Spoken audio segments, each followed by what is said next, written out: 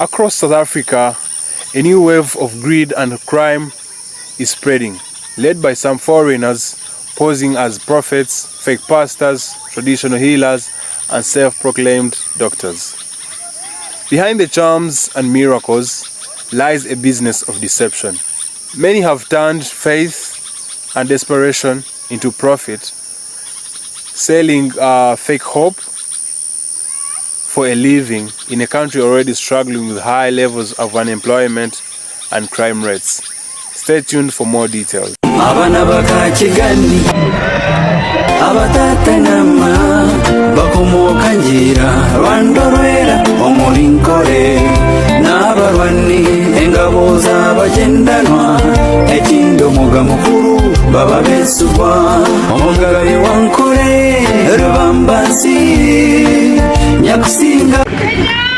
So much fun, guys.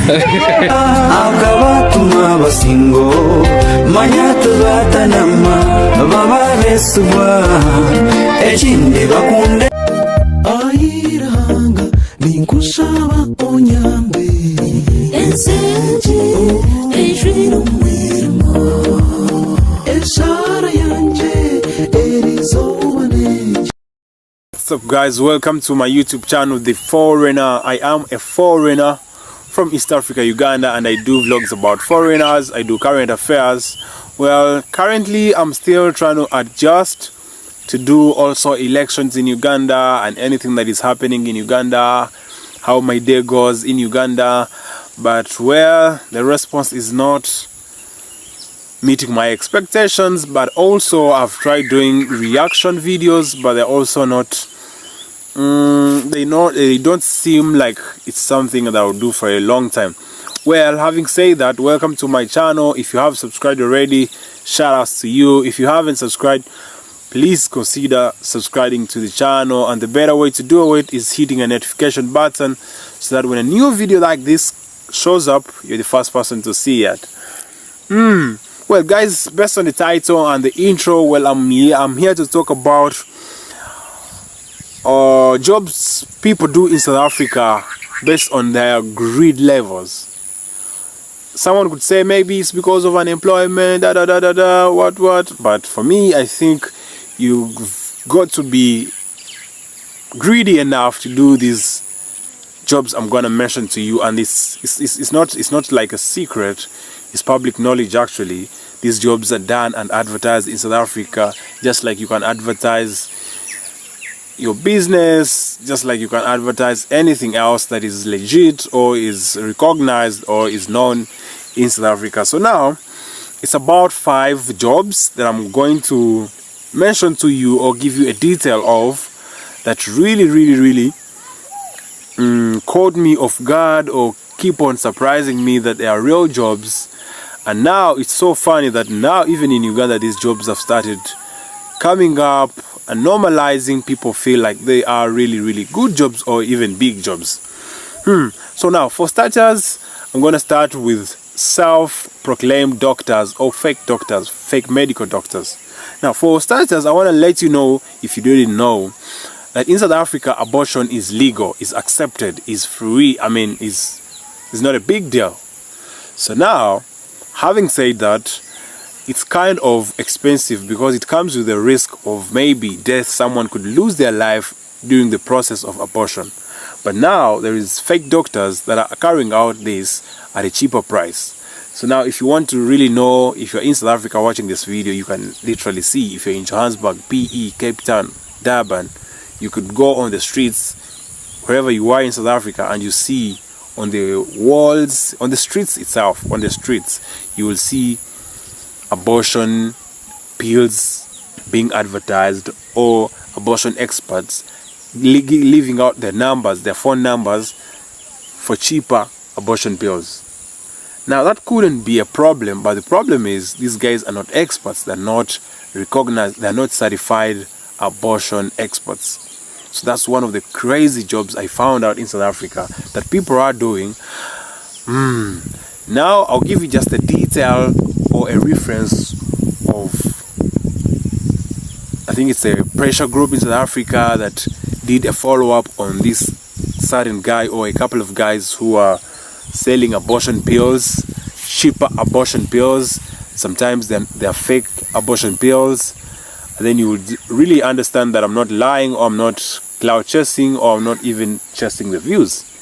Now, abortion pills was the growth of the sale of abortion pills is a very deep discussion, because firstly, selling abortion pills, you need to have a license, or you need to be a professional or a physician in South Africa. But now, because of corruption and lack of patriotism and nationalism, people who are licensed to sell these abortion pills end up selling them to these fake doctors, because they need more money. You understand? I hear that the abortion pills are quite expensive. So these people with licenses, they sell these drugs or abortion pills to people without licenses, because they need money, or the business is not as fast, or is not working in their favor. So away from abortion pills or fake doctors, I'll just give you the reference with videos on YouTube for you to see how abortion pills are being sold, or fake doctors are doing business in South Africa. Now, job number 2. Actually, first I want to close up with abortion. Now, doing abortion or doing this job as a fake doctor, you really have to be strong enough, or not even strong, be greedy enough, money hungry enough. I mean, we all are money hungry, we all need money, we all need better life, we all need a better future, better family, good wife, good kids, I mean, nice car, big chunk of land and stuff like that. But there is a limit you feel like I can't exceed because of money, or because of love for a better future. Now, going into abortion, selling abortion pills, it's like killing, it's like murder, because you're killing someone else's baby, even when they've accepted, or what's the word, even when they have consented to that. But I think it's a murder. But to do that and earn a lot of money out of it, I don't know how many people you will have killed, or you'll need to kill or to murder to get rich.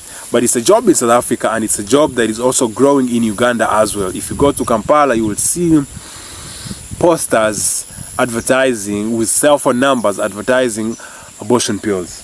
Now, away from that, fake prophets, fake pastors, fake priests.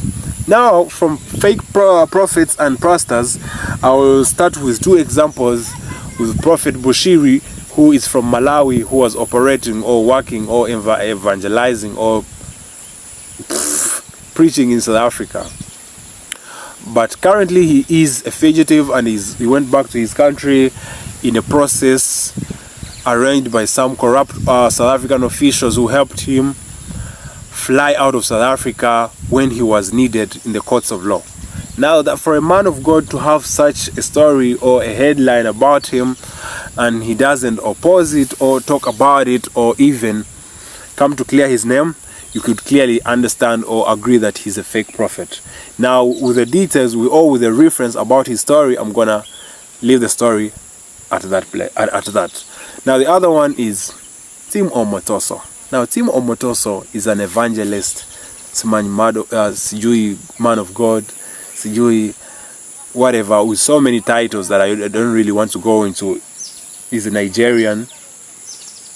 I don't want to say fake, but I feel like it's okay to say he's a fake man of God based on the videos I've watched. Actually, I stayed in Eastern Cape, and I was working next to his church.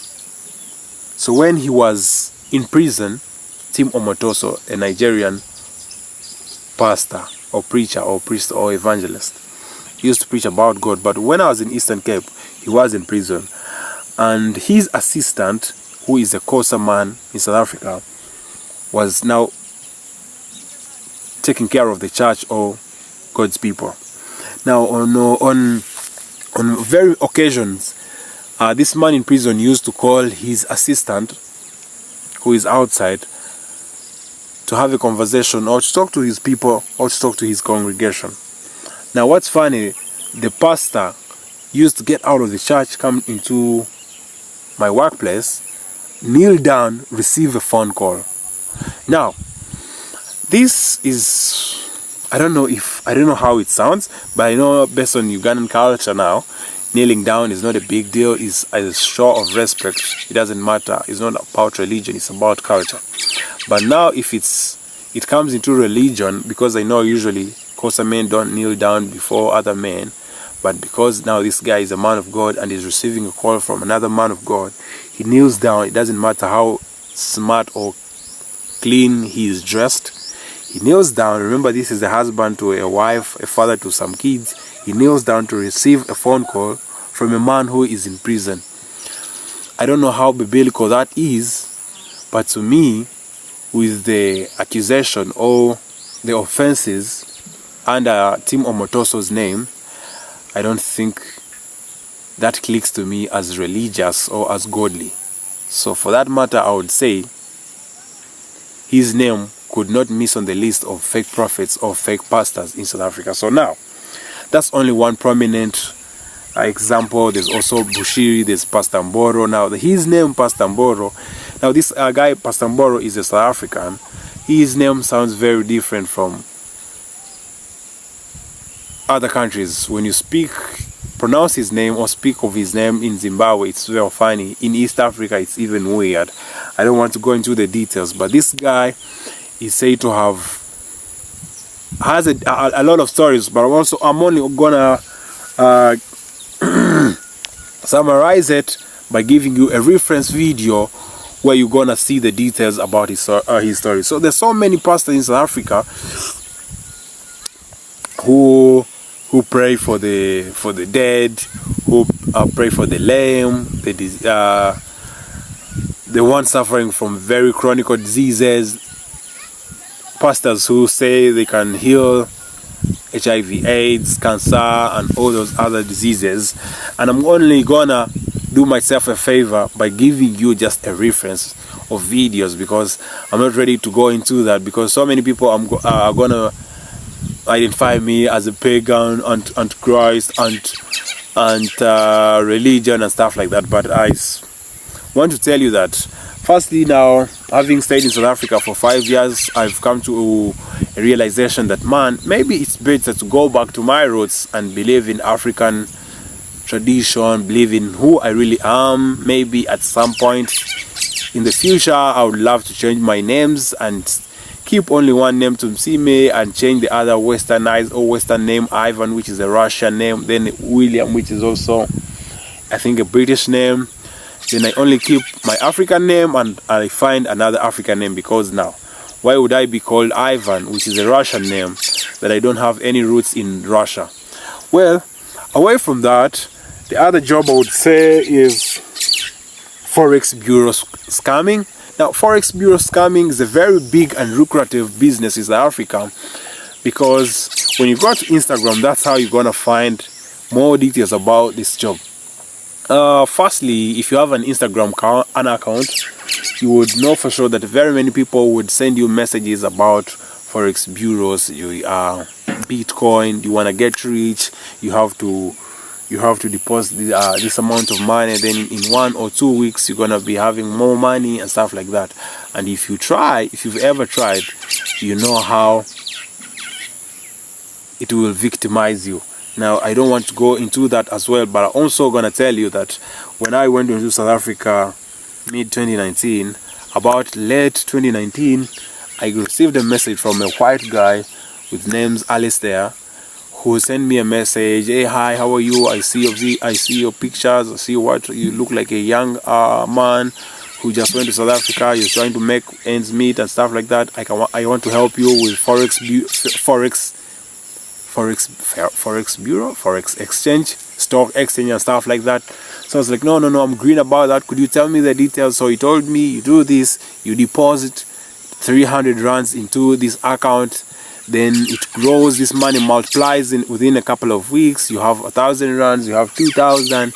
Before you know it, at the end of 6 months or at the end of the year, you have 100,000 rands or 1 million rands. How about you do that? I was like, okay, well, I'm really impressed with what you're telling me, because I used to see his videos and I could be impressed, and the videos had been posted for maybe even more than a year, so I could sort of believe in this man. Now, for a man who had just come from Uganda with a background of Uganda, poor roads and stuff like that, dusty roads, I mean, you could see now the background. When you go to the infrastructure developments of South Africa, you could feel like, oh man, this is the kind of life I like.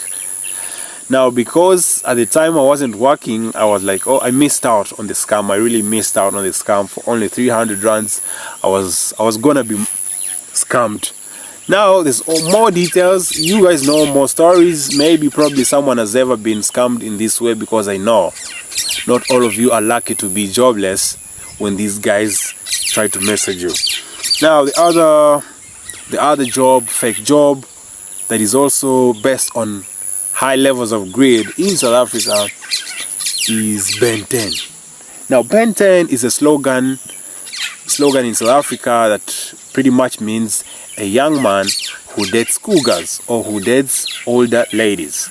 Now in this case, it's usually about corporate ladies, working class ladies, good looking, but old ladies or divorced ladies. Now what happens, this story, actually all these details I know about them because I've had friends in South Africa, I've known stories in South Africa. I know people who have inspired me to feel like, oh man, South Africa is a good country, maybe I'm going to make it and stuff like that. So if you live in South Africa, you pretty much can know.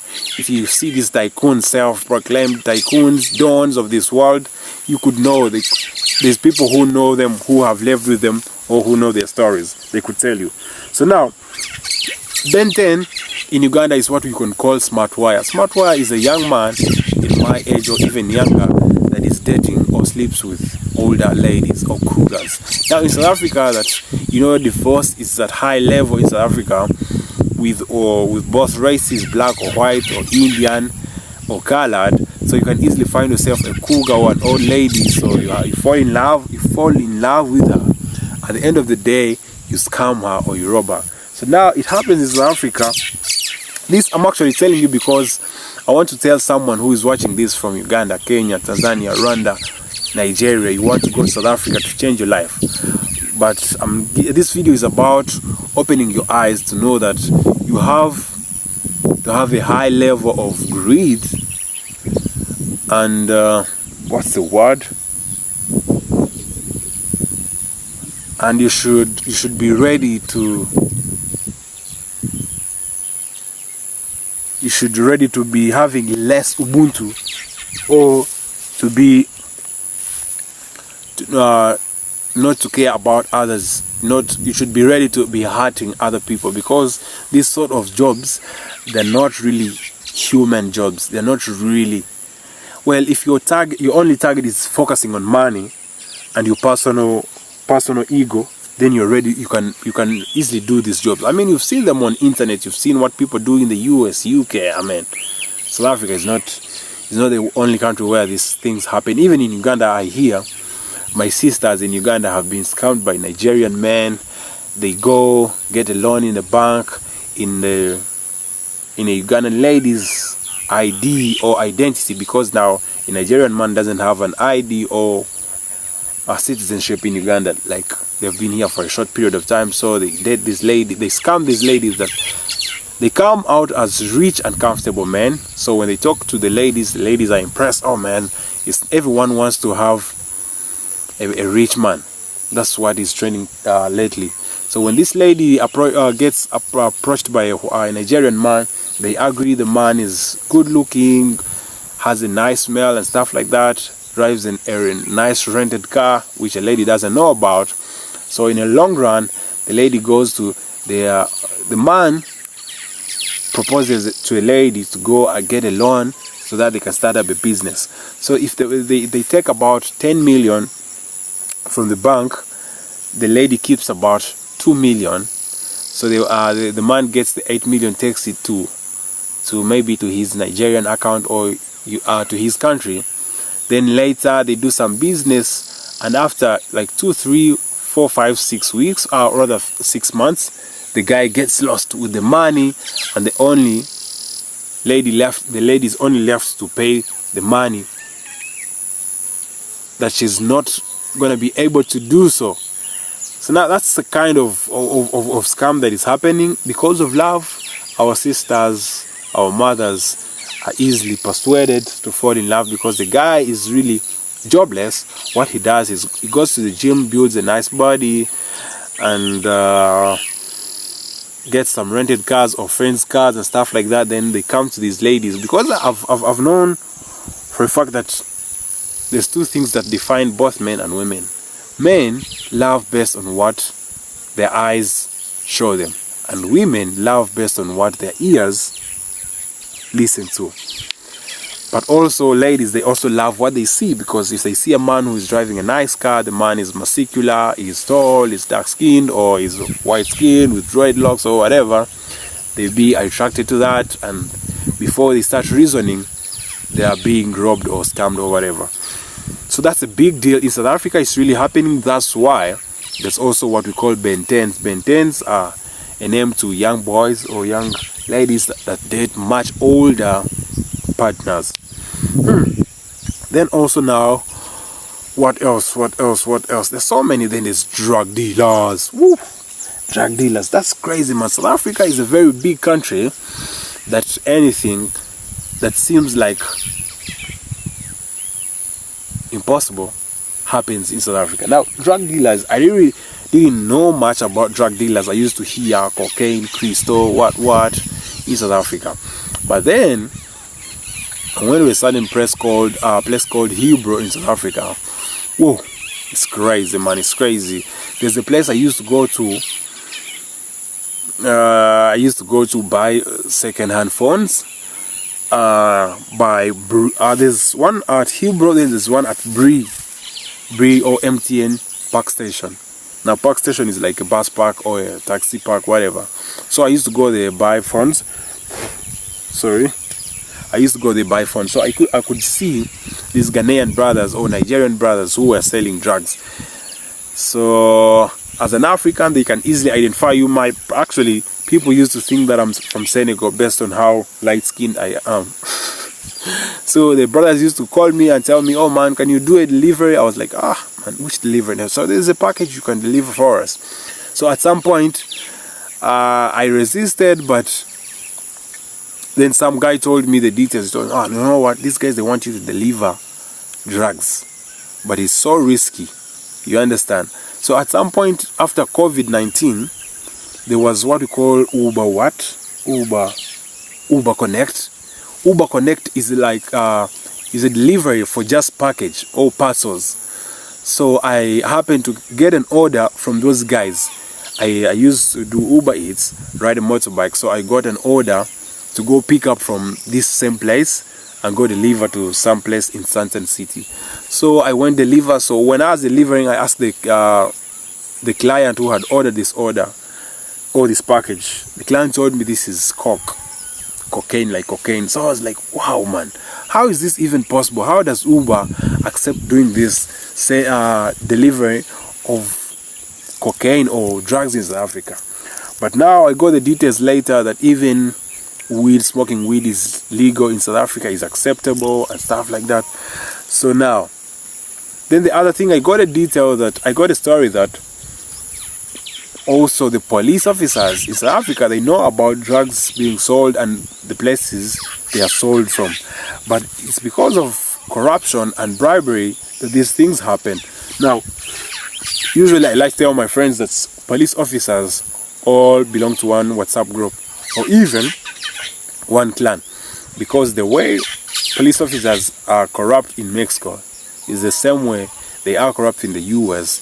Maybe the only difference is sometimes in the US, the police officers are racist, based on what I see on the internet. But besides that, all the police officers, I think they are the same.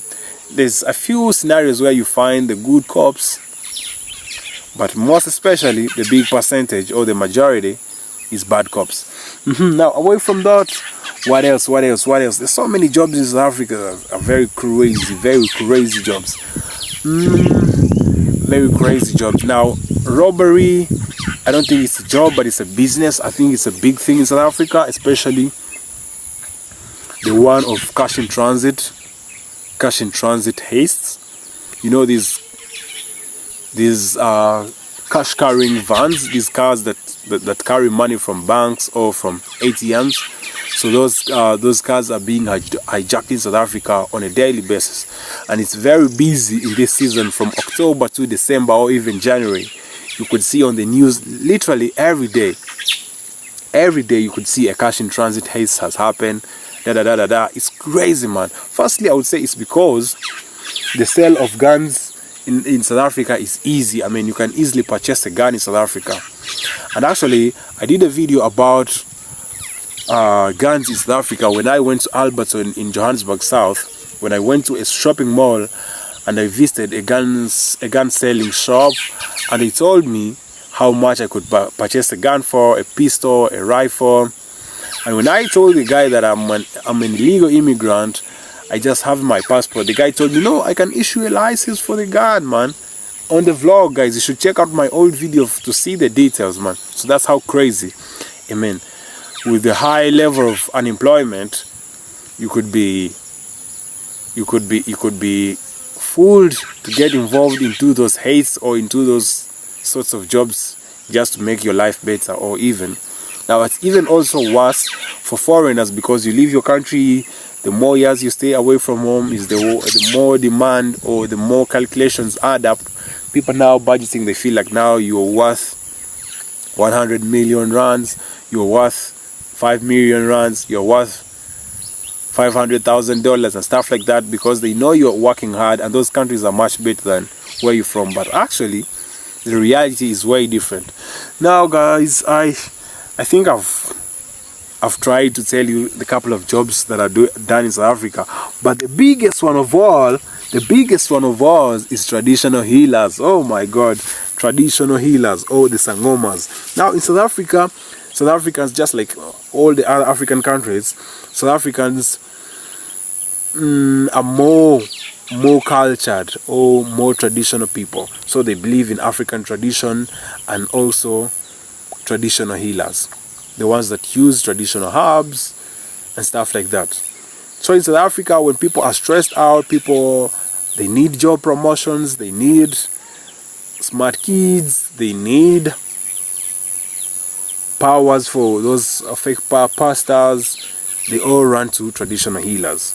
Now, with the growth of development and technology, actually, now people can easily advertise, just like the way they advertise on the streets, job opportunities and stuff like that.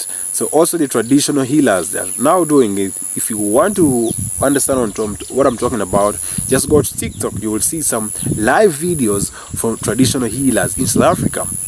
Now they also do adverts in newspapers. They do adverts on TV. On TV, sometimes you hear about South African celebrities who are becoming traditional healers or sangomas. So now, the challenge is finding out who is legit and who is not. So now, that's the kind of job some other people are doing in South Africa. Now, it doesn't matter if he's a foreigner or not a foreigner. Many people are doing these jobs and they really scam people. Now, I had made an arrangement with one South African lady who was ready to tell me the details of these stories, but now unfortunately I couldn't get a hold of her, and all I can do is make it part 2. So if you want to get to know the details and the truth about these stories, you're gonna have to be patient. Just subscribe to the channel. You'll have to see more details of these stories, because in the next video or in the next episode following up this one, I'll just do a phone call to this police officer who will tell me the details, the number of crimes people do, foreigners or South Africans do, while they are doing these fake or wrong jobs, self-created jobs. Now, lastly, what's the other job? Again, fake doctors. There's also a South African fake doctor who is now in jail, is still serving. It's called Thabo Bester. Thabo Bester is a scammer, internet scammer. He sort of scammed the government. He was jailed for it.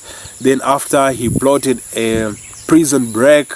The story is so fascinating, so interesting how he planned it and how he escaped from prison and went to Tanzania later on to be traced and arrested and taken back to his country. Now he's still in prison. And now what makes his story even more interesting, he was dating a professional medical doctor by the name's Nandipa. Now they are both arrested, they're still in prison and serving, but that shows you how greedy people can be all over the world. But it's crazy that I got to experience it in South Africa. Now there's so many jobs. You can hear about fake doctors on TikTok. They're announcing how they do their business and stuff like that. Before you know it, they're being arrested and put behind bars. Now guys, for that long conversation and long details, long list of fake jobs in South Africa, I want to say thank you for watching this far. And actually I'm planning to give you a part 2 of this story, but in this story I'm going to give you a conversation where I called a South African police officer to give me the details or tell me the kind of crimes people do in South Africa, be it foreigners or South Africans themselves. Now this doesn't only cover black people, it also covers white people who are scamming people in South Africa, who are selling drugs or even buying drugs, because you should know that drugs are not made in South Africa. They are shipped out of South Africa. They are shipped like out from maybe Brazil or whatever, or Mexico, then they brought to South Africa, they cross the South African borders and get into South Africa. But it's not because the borders are not strict or they are not monitored, but it's because of corruption and bribe that these drugs get into South Africa, just like they get into US or anywhere else. So now guys, having said that, having given you a long story about the fake jobs of greed and greedy people, I think I want to close this topic up here. I want to ask you guys to subscribe to the channel. If you have subscribed already, thank you very much. Nkosi kakulu, asante sana. I'll see you on the next one. Watch the video till the end.